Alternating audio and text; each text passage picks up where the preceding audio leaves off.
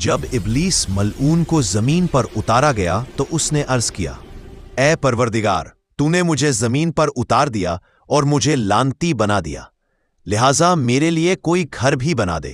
میرا گھر کیا ہوگا؟ ارشاد ہوا، تیرا گھر باتھ روم اور غسل خانہ ہوگا۔ ابلیس نے پھر عرض کیا، میرے لیے کوئی مجلس بھی بنا دے۔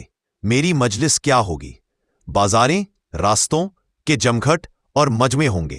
اس نے عرض کیا، میرے لیے کوئی کھانا بھی مقرر کر دے۔ میرا کھانا کیا ہوگا؟ ارشاد ہوا، وہ کھانا جس پر بسم اللہ نہ پڑھی جائے۔ اس نے کہا، میری پینے کی چیز بھی بتا دے۔ میرا پینا کیا ہوگا؟ ارشاد ہوا، ہر نشیلی چیز ہوگی۔ اس نے کہا، میرے لیے کوئی مؤذن بھی بنا دے۔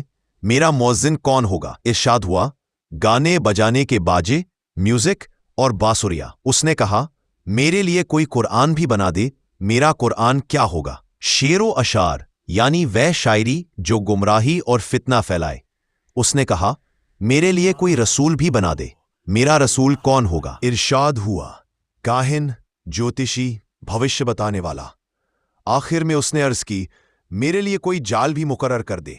ارشاد ہوا، عورتیں شیطان کا جال ہوتی ہیں جو بے پردگی اور نمائش کے ساتھ باہر نکلتی ہے، لوگوں کا دھیان کھینچتی ہے۔ یہ شیطان کا بڑا جال ہے جو مردوں کو فتنے میں ڈالے، جو سوشل میڈیا پر نمائش کریں، video, photo, reel, make up شو۔